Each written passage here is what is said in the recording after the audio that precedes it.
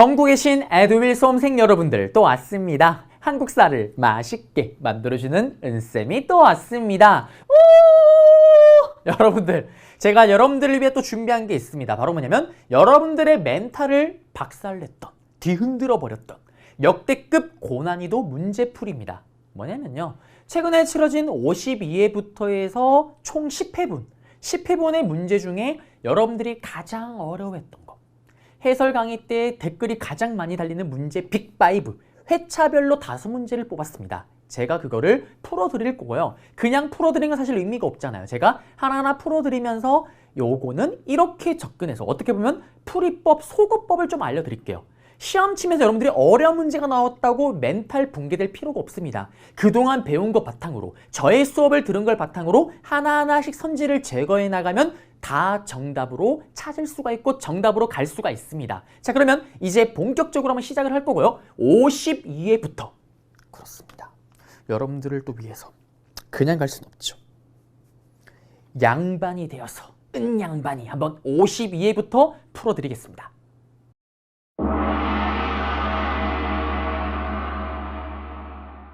먼저 52의 13번 문제입니다. 다음 상황 이유인데요. 이거도 차분하고 침착하게 풀었으면 절대 틀릴 수가 없는 문제예요. 보시면 일단 쿠빌라이 칸이 나왔습니다. 고려의 태자가 쿠빌라이 칸. 이 쿠빌라이 칸 때 우리가 몽골에게 항복을 하면서 반쯤 식민 지배를 당하는 원간섭기로 들어가는 거예요. 한마디로 그냥 원간섭기 때 내용을 찾으면 정답이에요. 그런데 보시면 쌍기의 건의로 과거제가 도입됐대요. 이거는 우리가 제 강의를 안 듣더라도 홀로 공부를 해도 이거는 무조건 알아야 되죠. 단독 왕문제로 출제가 잘 되잖아요. 고려 광종의 스토리입니다. 그리고 동분명 병마사 김보당이 난을 일으켰대요. 고려시대 때 가장 반란이 많이 일어났던 게 가혹하게 탄압을 했던 무신직공기 때. 무신직공기 때 스토리죠. 고려 명종 때 스토리고 요거는 앞에 스토리입니다. 이 상황 이전에. 그 다음에 묘청이 중심이 돼서 석연 청도운동. 여기는 문벌 귀족 때 스토리고 인종 때 스토리인데 훨씬 앞에 스토리죠. 지금 무신직공기 때 결국 무신직공기가 무너졌던 게 원간섭기로 들어가는 건데 그거보다 훨씬 전이잖아요. 그 다음에 최충원의 봉사십조, 무신직공기죠. 이것도 앞에 스토리입니다. 그러면 남는 거는 정답이 3번인데 자, 충성왕, 원나라에게 열렬히 충성하는 충성왕, 이 충성왕이 원나라에 의해서 왕의 자리에서 잘립니다. 그러면서 중국 수도, 원나라 수도 북경 베이징으로 가서 망건당이라는 학문연구소를 만들죠. 이때 따라왔던 인물이 이재현입니다. 이재현은 인물 문제로 단독으로 출제가 되기도 하죠. 그러면서 이때 이재현이 망건당에서 중국의 유학자들과 만나고 그리고 그걸 바탕으로 우리나라에 또 성리학이 들어올 수 있는 기반이 닦였다라는 거. 끝났습니다. 그리고 39번. 다음 지역에 있었던 사실인데요. 지금 보시게 되면은 동삼동, 부산인데요. 이걸 몰랐더라도 힌트를 지금 4개나 줬잖아요. 정발장군. 임진왜란 때 일본이 부산으로 가장 먼저 들어옵니다. 이때 소규모의 군대로 일본에게 끝까지 맞서 싸웠던. 근데 몰랐다. 백산상해. 이거 임시정부 개념 강의 때 제가 항상 얘기를 하잖아요. 교통통신국, 비밀연락조직망, 연통제 교통국, 그리고 교통국 안에 만주의 이륙양행이 있었고 부산에 백산상해가 있었다고 얘기를 했습니다. 임시정부의 비밀기지. 껍데기는 맡은데 안에 들어가면 독립운동기지. 이걸 몰랐더라도 여기서 무조건 잡았어야죠. 임시수도, 임시대통령 관저래요. 우리가 임시정부, 임시수도. 상하이 이쪽 아니고 지금 군대잖아요. 딱 봐도. 이거 어디예요 그러면? 6.25 전쟁 때 부산으로 피난 갔잖아요. 부산입니다. 부산. 그러면 관련된 걸 찾게 되면 2.28 민주운동이 시작이 되었대요. 2.28 민주운동이 시작된 거는 어딥니까? 이건 대구고요. 2차 미소공동위원회, 제가 지난주에 덕수궁 석조돈이라고 얘기를 했었잖아요. 서울이죠. 그 다음에 강주령 을밀대 고공농성, 이거도 단독으로 출제가 심심찮게 됩니다. 어딥니까? 평양이잖아요. 평양. 그 다음에 지주 문체절 횡포, 아주 문제가 있는 철밥통 같은 쉐키. 이거 누구예요? 이거 어딥니까? 신안군의 암태도 소작쟁이, 암태도잖아요. 부산이 아니죠. 그 다음에 박재혁. 이분이 부산경찰서에 들어가서 당시 부산경찰서 일본 서장이 고소적에 관심이 많았다고 얘기를 하죠. 그래서 고소적을 가지고 있는 상인인 척하면서 접근을 해서 어떻게 폭탄을 투척하고 성공을 합니다.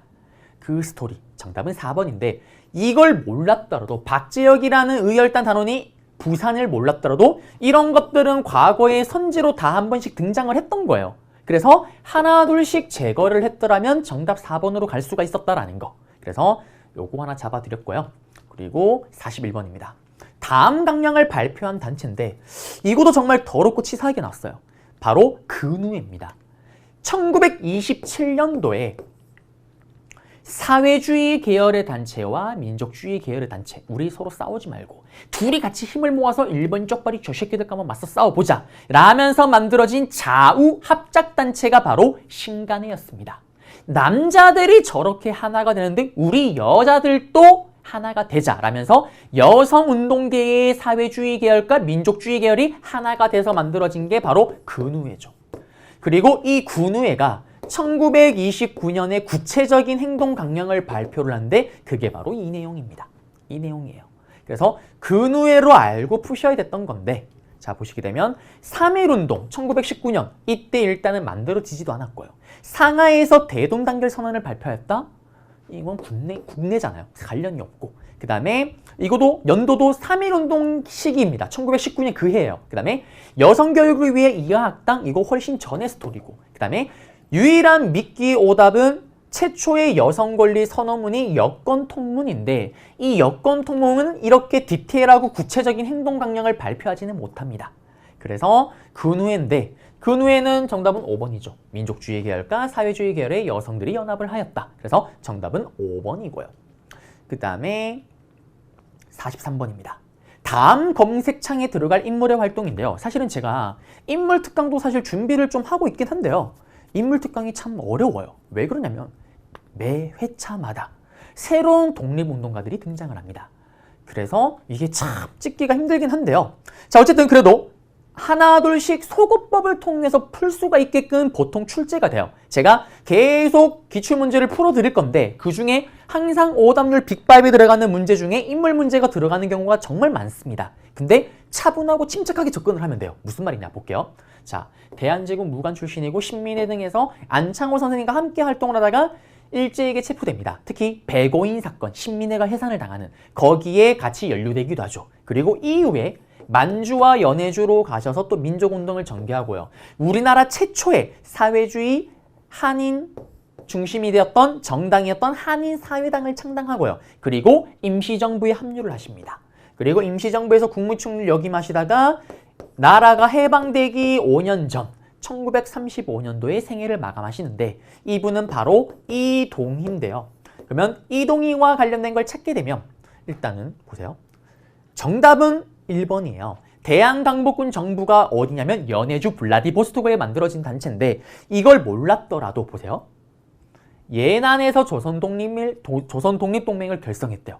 두봉두봉 김두봉이잖아요. 이거는 우리가 기본 개념 강의를 들으면 다 아는 거고 서전소수 시옷 합쳐서 비읍으로 바뀌는 북감도 지역에 만들어진 학교 여기는 누굽니까? 예전에 헤이그 특사로 파견됐었던 이상설이죠. 그 다음에 고종이 밀지를 받아서 독립의군부를 조직했던 것은 임병찬 선생님입니다. 그리고 의열단의 행동강령인 조선혁명선언을 작성했던 것은 신채호 선생님, 민족주의 사학자. 자, 무슨 말을 하고 싶냐면 2번부터 5번까지는 여러분들이 다 아는 인물이에요. 맞죠? 그리고 1번 같은 경우는 여러분들이 구체적으로 누구지 이걸 지금 감이 잘 오지가 않습니다. 맞죠? 그리고 실제로 저는 이동인 걸 아니까 1번을 찾을 수가 있는데 이렇게 하나 둘씩 소거법으로 제거하면은 남는 거는 1번이잖아요. 이런 식으로 접근을 해야 돼요. 만약에 여러분들이 이동인 걸 몰랐더라면. 그래서 하나 둘씩 차분하게 소거법으로 제거하면 정답으로 갈 수가 있다라는 거. 뒤에 또 다른 인물 문제 때도 제가 한번 알려드릴게요. 그리고 49번. 다음 문서가 작성된 이후의 사실인데 지금 보시게 되면 IMF래요. IMF. 자, IMF를 맞이했던 정부가 언제예요? 김영삼 정부잖아요. 그리고 제가 개념에 대해 얘기를 했죠. 김영삼 정부가 처음에 시작했을 때는 엄청난 개혁적인 정치 또 역사 바로 세우기 운동 등으로 지지율이 막 90%를 찍다가 말년에 10% 미만으로 추락을 합니다. 그 추락의 이 계기가 바로 IMF잖아요. 그리고 IMF가 터지는 게 김영삼 정부 말기고 요걸 그대로 물려받은 게 다음 정부 김대중 정부입니다. 그러면 이거 이후니까 그 이후의 스토리를 찾으면 되는 건데 전국민주노동종합총연맹 몰라도 일단 이거는 김영삼 정부 때 일인데요. IMF 터지기 전의 스토리예요. 1995년도의 스토리예요. 몰라도 돼요. 모르더라도 보세요. 저유가, 저금리, 저달러 이거 3조 원 전두환 정부 때 일이잖아요. 이거는 알잖아요. 그 다음에 2차 석유 파동 이거 박정희 정부 때인 거 알아요.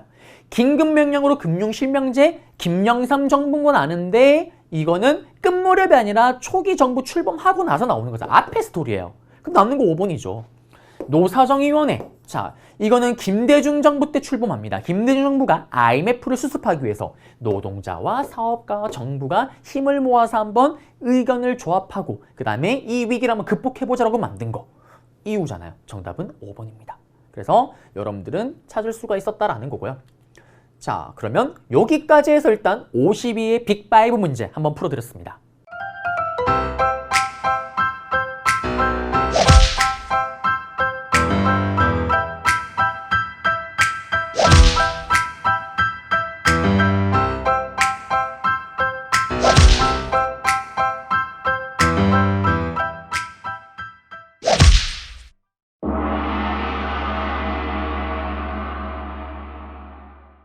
자, 그러면 이제는 51회입니다. 10번 문제로 한번 가볼게요. 가와나 사이 시기에 있었던 사실로 옳은 건데요. 자, 여기도 여러분들이 사실 가와나 사이 이거는 다 어려워하는 문제긴 해요. 근데 차분하고 침착하게 접근하면 됩니다. 보시면 태조가 나왔는데 왕건 이성계인지 모르지만 궁예가 나왔네요.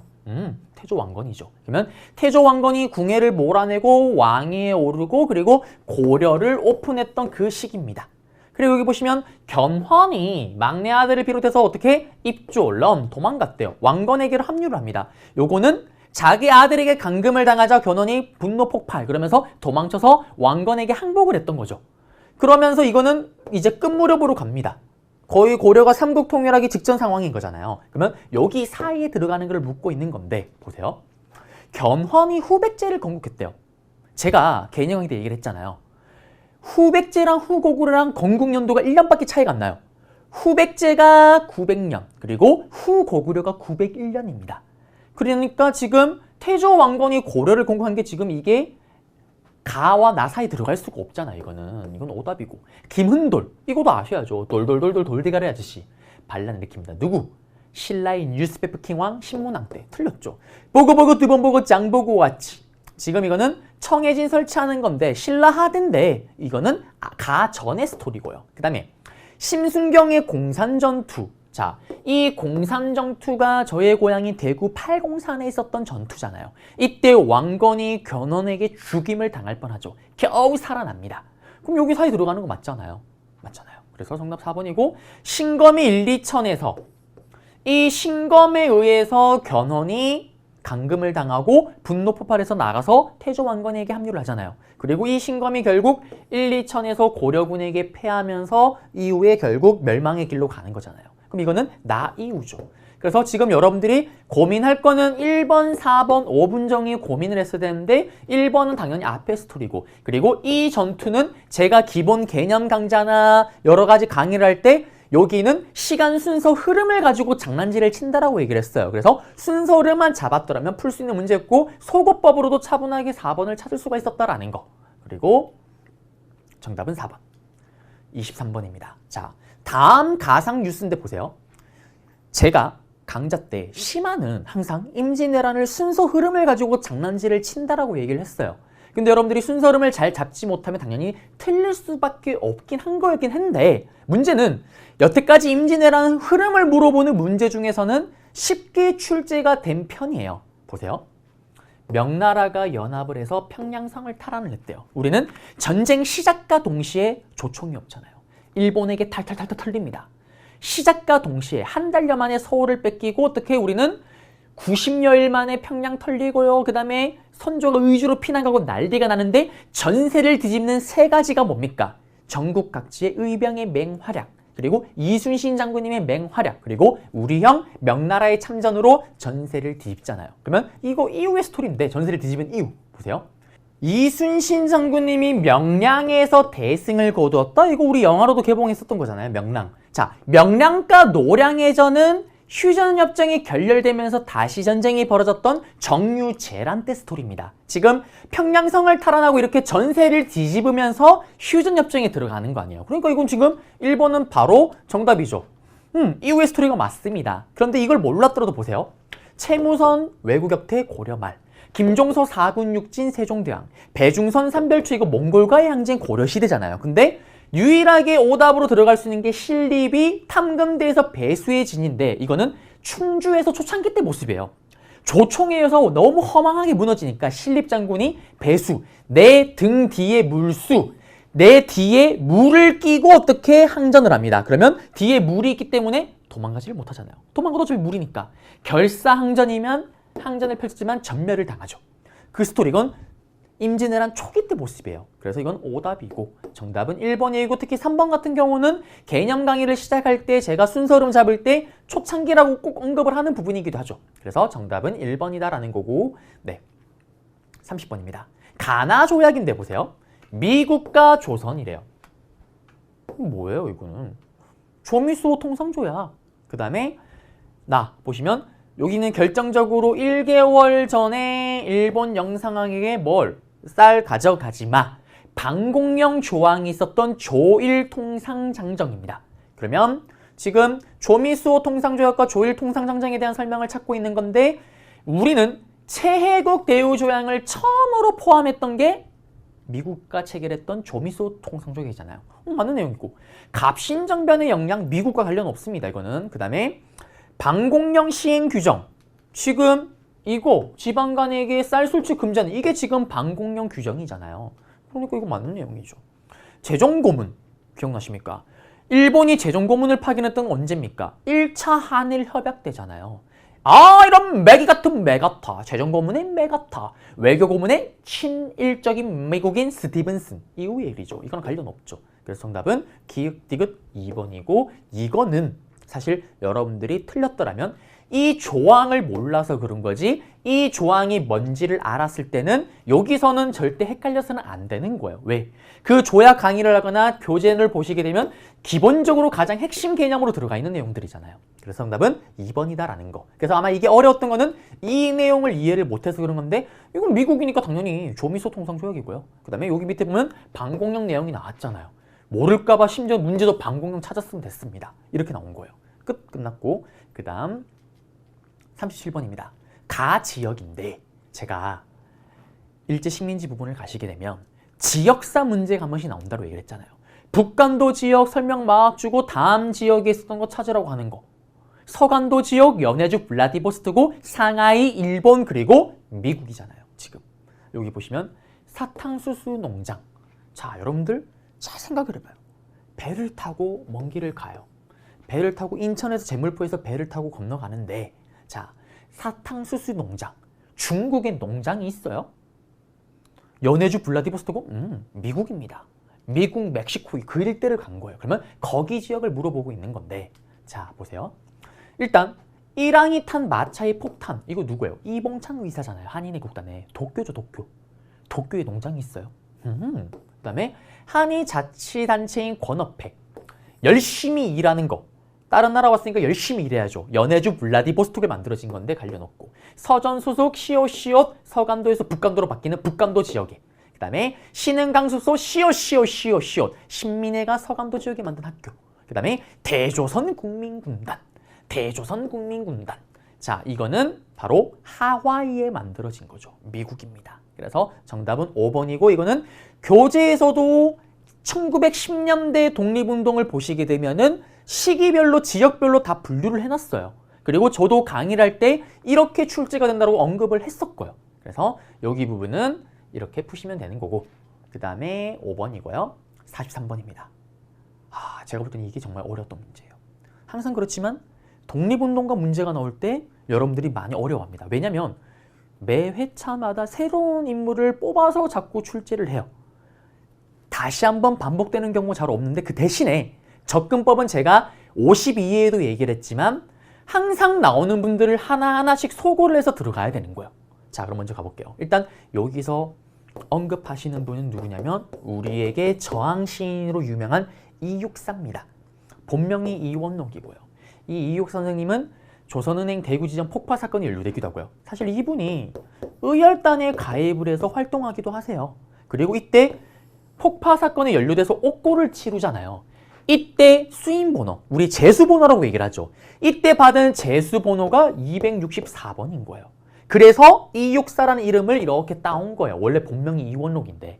그리고 중국으로 건너가서는 김원봉이 세운 조선혁명 간부학교, 요거는 의열단 문제가 나올 때 정답 들어가는 거죠. 그리고 그 다음에 들어와서 본격적으로 우리가 아는 여러 가지 작품들을 발표를 하십니다. 그 작품이 바로 광야절정 같은 거죠. 언어 시간에 배웠던. 그러면 보세요. 종로경찰서에 폭탄을 투척하였다. 자, 이 종로경찰서에 폭탄을 투척했던 거는 이미 다들 알고 있잖아요. 누굽니까? 김상옥입니다.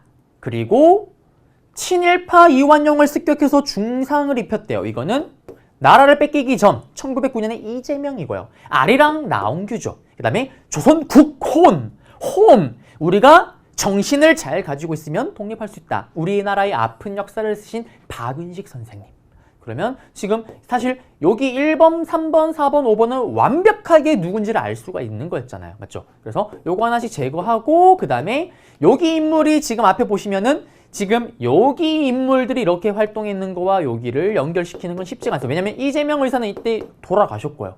나온규 이거 아리랑은 너무 뻔한 오답이었고 그 다음에 박은식 선생님이 여러분들 우리 따로 많이 배웠잖아요. 근데 의열단 가입하고 이런 거와 이런 거 김원봉 이런 거 관련된 거 본 적이 없었잖아요. 그럼 다 제거했으면 됐죠. 그래서 아마 그나마 가장 유력한 오답으로 1번으로 갈 수가 있긴 했는데 우리들이 의열단을 공부할 때 각 인물들의 활동을 보기도 하면서 여기를 누가 투척했는지 다 보잖아요. 근데 이 육사를 우리가 의열단에서 본격적으로 어디를 투척했다 배운 적이 없죠. 그럼 이건 제거해서 날렸어야죠. 그래서 정답은 2번이었다라는 거. 그렇지만 역시 어려운 문제긴 했습니다.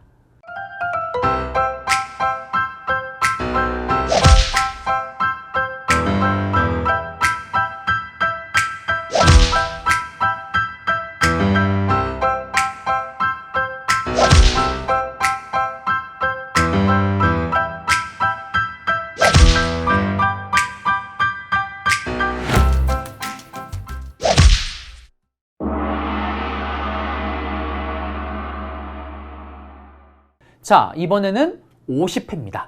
일단 먼저 16번부터 볼게요. 가에서 다 일어난 순서인데 이게 당시 시험 문제 나올 때 정말 많은 분들이 미끼 상품에 당해버렸습니다. 어떤 유혹에 당했냐? 일단 첫 번째로 양교라는 키워드, 윤관이란 키워드, 박서라는 키워드, 기주성인데 여기에서 당해버렸어요. 자, 문벌귀족이 집권했던 시기 때 가장 먼저 고려가 싸웠던 이민족이 등장을 합니다. 바로 거란이죠. 어디 감히 고구려를 계승한 발해를 멸망시켜 우리는 고구려를 계승한 고려다 라면서 거란과 사이가 좋지 않으면서 1차, 2차, 3차 항제 1차 때 서희, 2차 때 양규 그리고 3차 때 기읒 고려, 거란, 기주에서 감강찬이 기주대첩으로 대승을 거두죠. 그리고 나서 여진족과의 항쟁이 시작됩니다. 여진족이요 깔짝깔짝 약탈하니까 제대로 털어버려야 되겠다. 바로 윤관 장군이 여진족을 틀기 위해서 윤관 장군이 특별한 무술을 지녔던 별무반을 가지고 여진족을 털어버리고 동북 구성을 쌌습니다. 그리고 그렇게 찐따 같았던 여진족이 거란을 멸망시키면서 금나라가 되고요. 그러면서 이자겸이 차분하고 침착하게 금나라를 4대 강계로 들어가면서 또 이자겸의 난, 물론 실패로 끝나지만 그리고 묘청의 난까지. 그리고 무신정변으로 무신직공기로 들어가잖아요.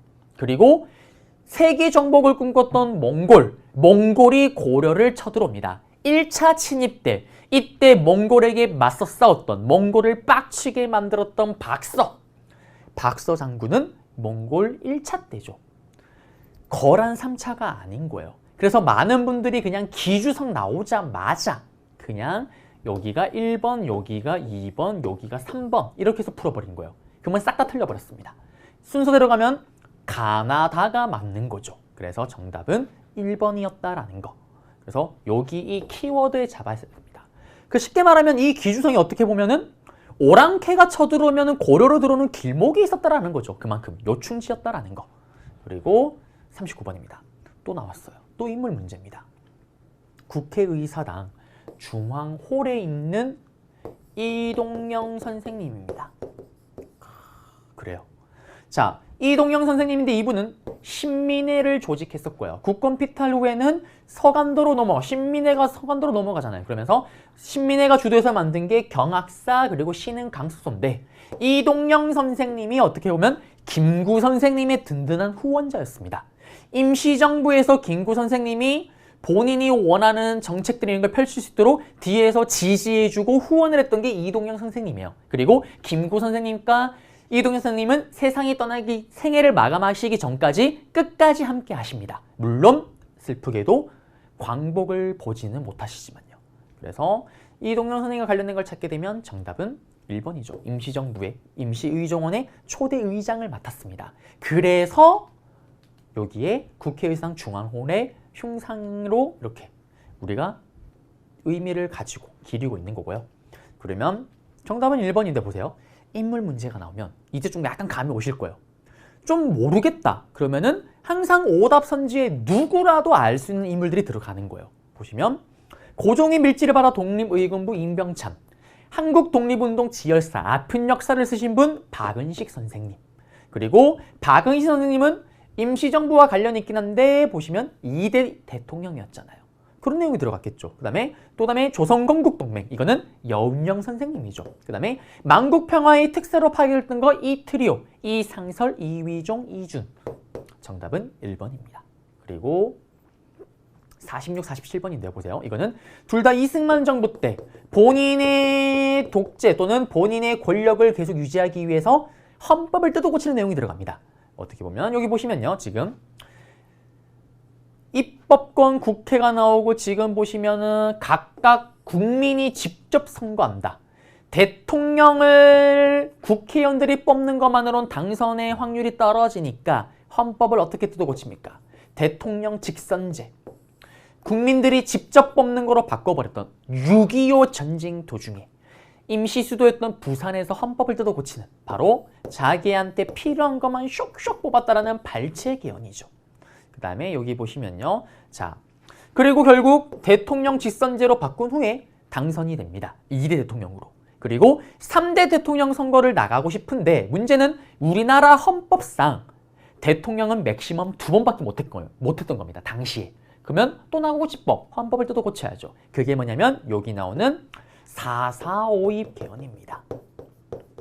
그러면 이 4.4.5입 개헌인데 지금 보시게 되면 보세요. 치졸함을 알 수가 있죠. 초대 대통령에 한해서만 나가는 게 무제한이에요. 얼마나 치사해요. 아, 풀어줄 거면 다 풀어주든가. 자기만 영원히 계속 대통령을 나갈 수 있다라는 거잖아요. 다음 대통령들은 2번 하면 더 이상 나가지를 못하는 거고. 자, 그러면 이거는 전쟁 도중에 1952년도에 발췌 개헌을 했던 거고요. 그리고 4.4.5입 개헌은 대통령 임기가 4년이잖아요. 1956년도에 3대 대통령 선거를 앞두고 있는데 그 전에 미리 헌법을 뜯어 고쳐요. 왜? 아, 그래야지 대통령 선거 준비를 할 거 아니에요. 1954년도에 이걸 통과시킵니다. 그러면 여기 사이에 들어가는 걸 물어보는 거예요. 자, 제가 강의를 할 때 이 발췌 개헌은 6.25 전쟁 도중이라고 항상 얘기를 하고 언급을 해요. 6.25 전쟁이 딱 외우기 좋게끔 딱 1950년부터 3년간 53년도에 끝이 납니다. 맞물리는 거죠, 지금 여기는. 자, 그러면 한번 가볼게요.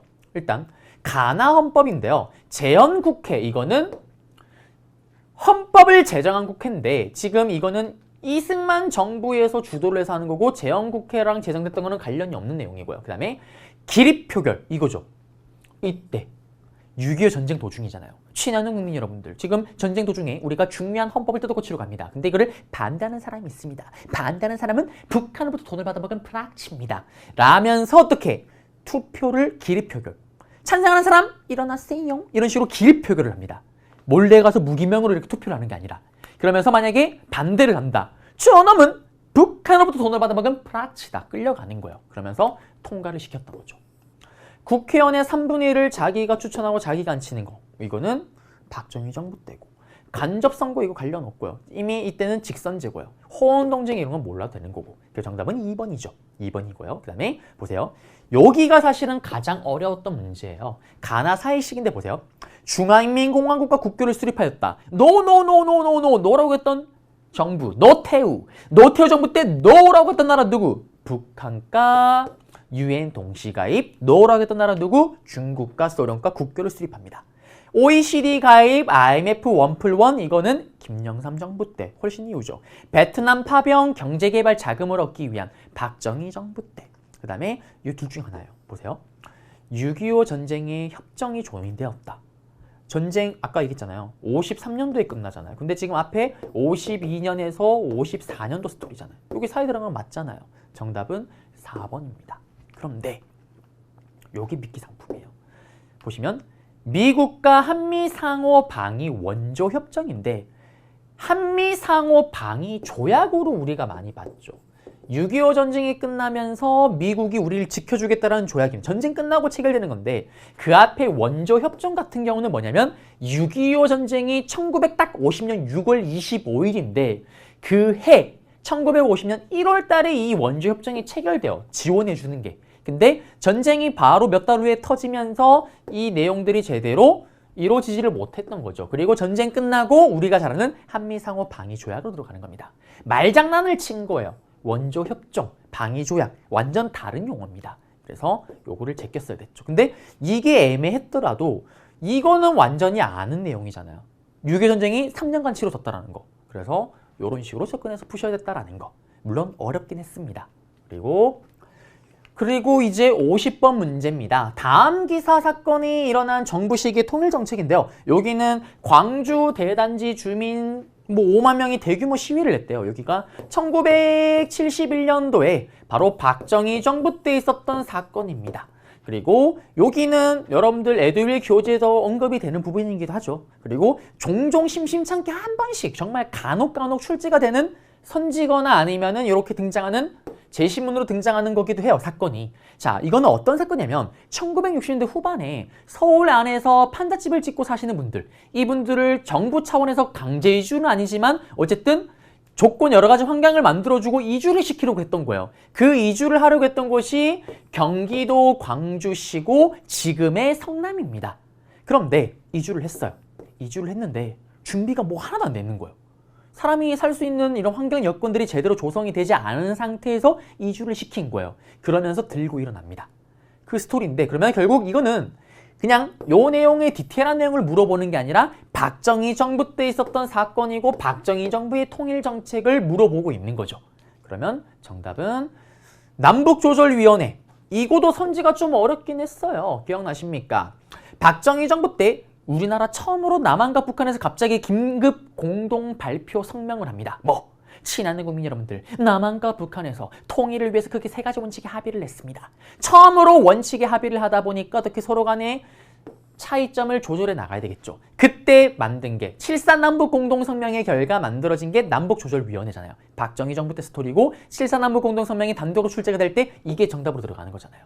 근데 남북한이 유엔에 동시가입했다. 노라고 했던 나라와 유엔에 동시가입. 노태우 정부 때. 13 남북 공동성명 그러면서 2차 남북 정상을 했던 노무현 정부 때. 그 다음에 노라고 했던 거. 핵은 노. 비핵화 선언 노태우 정부 때. 개성공업지구 건설 추진 이거는 김대중 정부 때 개성공단을 만드는 걸로 합의를 하고 이어서 노무현 정부 때까지 이제 만들고 착수하기 시작하는 거죠. 정답은 4번 되겠습니다.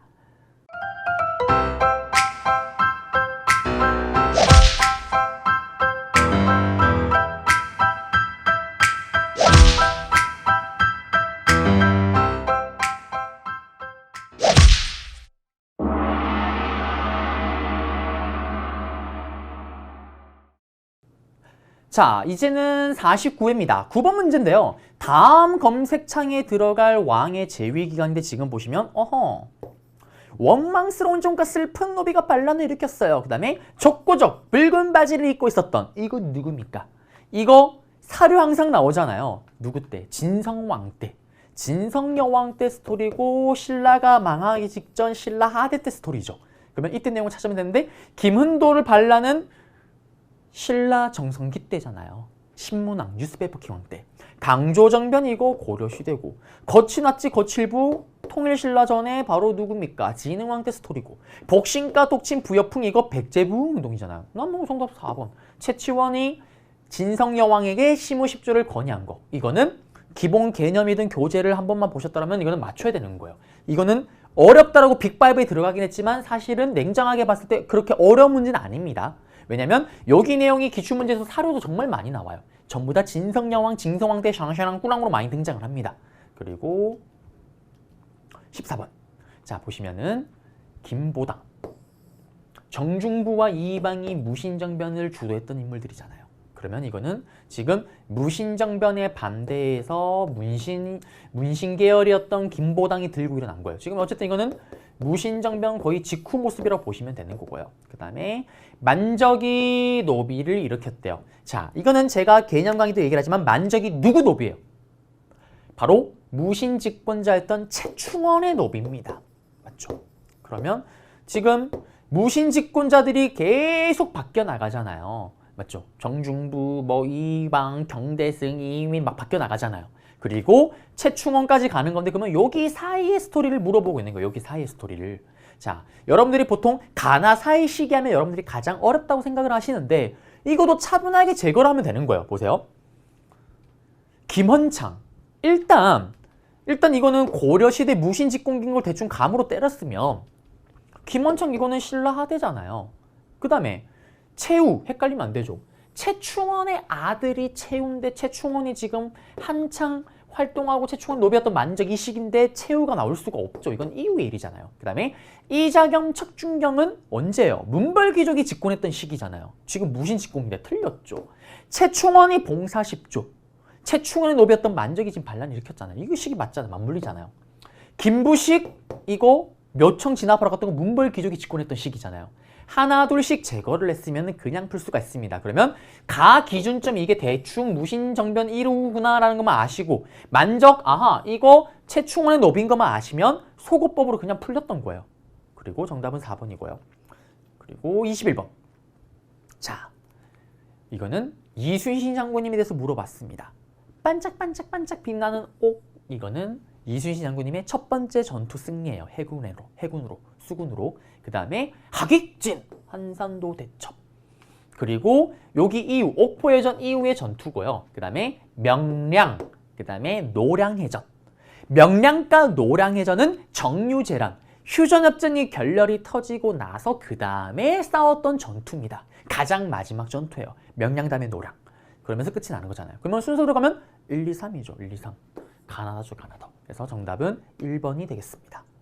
그리고 27번. 자, 들어갈 문화유산인데요. 도자기인데요. 자, 보시면 여기는 힌트가 뭐냐면 코발트라는 안료를 사용했대요. 제가 개념 때 얘기를 했죠. 이 코발트가 원래 100% 수입산이에요. 그래서 조선 초기 때부터 만들어지긴 하는데 이 도자기가 너무나 비싸서 자주 만들거나 많이 만들어지지 못합니다. 어차피 비싸기 때문에 살 사람이 없어요. 그러다가 조선 후기 때 이 코발트 원료 자체가 헐값에 들어옵니다. 무역이 발달하면서. 그러면서 이 도자기 가격이 다운이 되면서 돈을 많이 번 조선 후기 때 분홍가 상인들이 신나게 사죠. 그 도자기 뭐예요? 청아백자. 자, 조선 후기 때 제가 문화 정리하면서 이때 도자기 청아백자가 크게 유행한다고 얘기를 했잖아요. 찾아야죠. 여기 푸른색 물감. 이게 코발트입니다. 안료가. 정답은 4번입니다. 그리고 36번.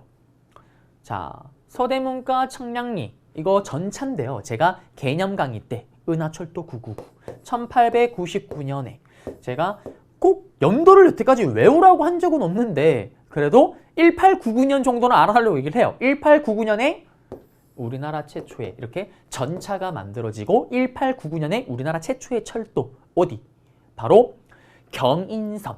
서울과 인천을 연결하는 철도가 이때 만들어져요. 그러면 이때 답변.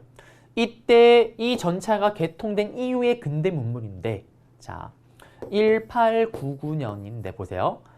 이거도 연도 문제긴 한데 차분하게 접근해 봐야 돼요.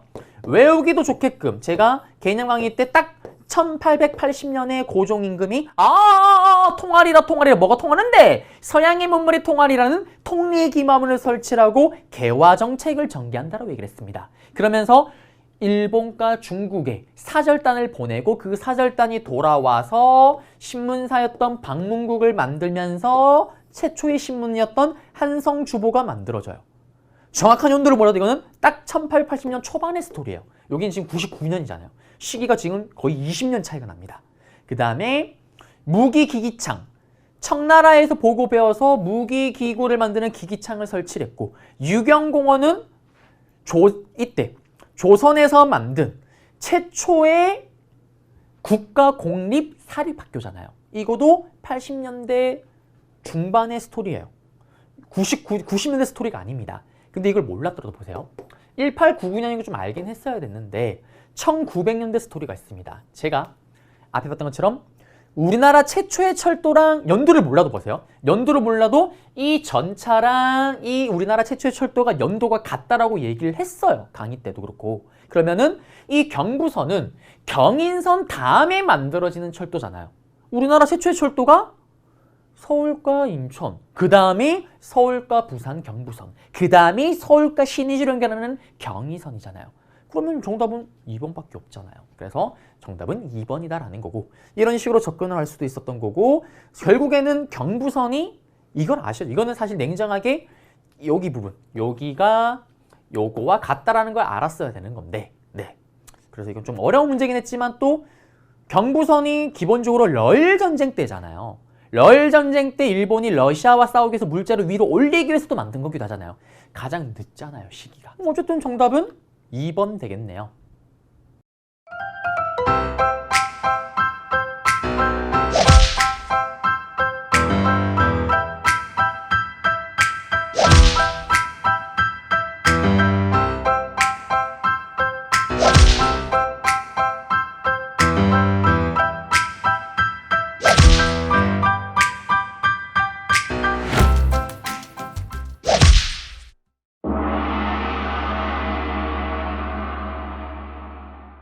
자, 이제는 48회입니다. 48회 13번 문제인데요. 다음 자료의 상황이 나타난 시기 연표에서 고르는데 금이 번성했대요. 여진은 본래 우리 왕조 자손이 아닌데 막 나왔는데 이제는 어떻게 건신왕명으로 부끄럽대요. 이거 지금 뭐예요? 지금 우리가 금나라를 4대하고 이런 내용이 나오잖아요. 그럼 이거 언제 시기 찾으면 되잖아요. 자, 제가 여기 있는 고려시대는 정치사 문제가 나올 때 순서 흐름을 꼭 잡아야 된다고 항상 얘기를 하잖아요. 보시면은 고려 성종 때 거란의 1차, 그 다음에 2차 양규 3차가 기주대첩, 그리고 찐따 같았던 여진족이 자꾸 약탈을 하니까 윤관이 별무반을 만들고 동북구성 축조, 그리고 울어 제끼는 여진족에게 동북구성을 돌려주는데 그 찐따 같은 여진족이 거란을 멸망시키면서 금나라가 되고 우리는 어떻게 이 금나라를 4대하는 거, 여기죠. 정답은 3번입니다. 그래서 무신정변 전의 스토리고요. 그리고 21번. 자, 이거는 사화를 그냥 물어본 거예요. 사화를. 자, 정말 이건 오히려 쉽게 나온 거예요. 무오사화니 갑자사화니 을사사화를 디테일하게 물어볼 수가 있는데 이거는 4개 사화를 그냥 순서를 물어본 거잖아요. 조선을 오픈했던 급진 개혁파, 이들이 바로 훈훈한 훈구파가 됩니다. 그러면서 권력을 장악하고 썩어 문드러지면서 이들을 견제하기 위해서 성종 때, 경국대전을 완성했던 성종 때 살인파를 대거 등용하죠. 그러면서 이때 살인파가 훈구파를 공격하는 과정 속에서 훈구파가 살인파를 박살내는 게 바로 사화입니다. 살인이 화를 입다. 몇 번? 4번. 특히 사화가 조선을 대표하는 슈퍼 도라이왕, 연산군 때 2번 일어납니다. 바로 아버지 성종실록을 쓰는 과정 속에서 조이제문, 김종직의 조이제문을 살인파가 넣었다라는 걸 빌미로 훈구파가 공격을 하죠. 여기 내용은 중국판 단종, 중국의 역사가 길잖아요. 중국에도 수양대군 세조에게 쫓겨났던 단종처럼 쫓겨난 황제가 있습니다. 그런 중국의 의제를 조문하고 슬퍼한다는 글이 들어가고 그거를 실어넣자 살인파가, 훈구파가 전하, 연산군 전하, 요거는 살인파가 전하를 돌려가게 하고 있습니다. 이들의 말대로 가면은 전하 윗대부터 수양대군 세조, 예종, 성종, 그리고 전하까지 왕에 내려오는 이 왕위 계보도 왕위 정통성이 잘못됐다는 걸 돌려가게 하고 있는 겁니다. 맞다. 이 다 날려버리는 게 첫 번째 사화. 바로 무오사화죠. 그 다음에 갑자기 자기 엄마 죽은 걸 들춰냅니다. 연산군이. 그러면서 일으킨 사화가 갑자사화. 이 갑자기 자기 엄마 죽은 걸 들춰냈던 갑자사화는 살인파도 사실 화를 많이 입지만 이때 훈구파도 엄청난 피해를 입습니다. 그러면서 훈구파가 연산군은 도라이네. 우리가 통제가 안 된다. 라면서 연산군을 쫓아내고 중종 반정으로 중종을 왕위에 세웁니다.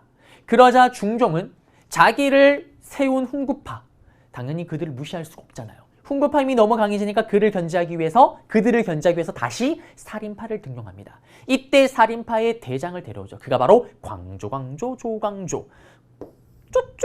조광조를 등용합니다. 그렇지만 조광조가 급진적인 개혁으로 결국 죽임을 당하죠. 영모지를 뒤집어쓰면서. 그게 바로 세 번째 사화 기묘사화입니다. 그리고 첫째 아들, 둘째 아들 누가 왕이 오르냐 이런 어떻게 보면 왕이 누가 될 걸 놓고 라인이 갈리게 되는데 그 라인 문제로 다퉈졌던 마지막 사화가 을사사화죠. 사실은 심화에서는 을사사화가 단독으로 출제가 많이 됩니다. 그렇지만 여기는 그냥 순서 흐름을 물어보는 거였어. 그래서 이거는 읽어보면은 무슨 사화인지를 알 수가 있고요. 그리고 시간 순대로 사화를 정리해서 나가잖아요. 그래서 사화 문제치고는 사실 정말 쉽게 나온 거예요. 사료가 좀 어려워서 읽는 게 좀 힘들 수는 있긴 하지만 그러면 정리를 하자면 1번, 2번, 3번, 4번이 되겠네요. 그래서 정답은 나가라다 되겠습니다. 그리고 33번. 가에서 다 발표된 순서. 그러게요. 이번에 차는 이렇게 순서 흐름을 물어보는 문제가 많이 나왔네요. 그래서 여러분들이 아마 개념을 띄엄띄엄은 시간 순대로 아니고 각각 정리를 했더라면 어려울 수밖에 없습니다. 그래서 누구를? 저를 만나서 저의 개념을 들어야 되는 거예요. 제 자랑이 아닙니다. 자, 그러면 33번 한번 들어가 볼게요. 보시면 여기는 노비제도를 없앴대요. 과부의 재관을 허용했고 재혼을 허용했고 개국기년이라는 연호를 사용했대요. 이거 1차 과부개혁이잖아요. 그 다음에 머리털을 자르는 거. 아름다운 사람. 남자는 무슨 빨? 머리빨. 아름다운 사람은 태양을 피해야 됩니다. 태양력이 들어갔던 거. 3차 가보개혁. 똑같은 말로 을미개혁이라고 얘기를 하죠. 그 다음에 원수부. 내가 바로 국가의 원수다.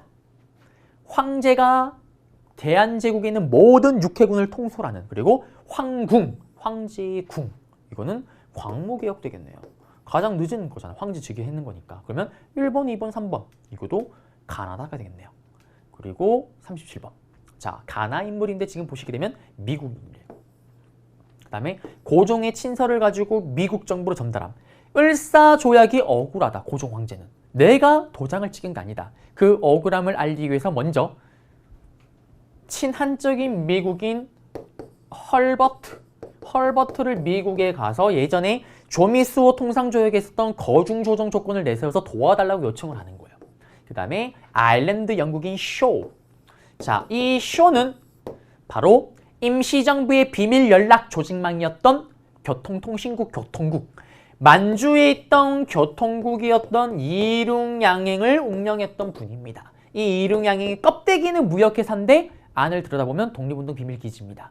김구, 김원봉, 수많은 독립운동가들이 이 쇼의 무역선 배를 타고 어떻게 상하이로 중국으로 건너갑니다.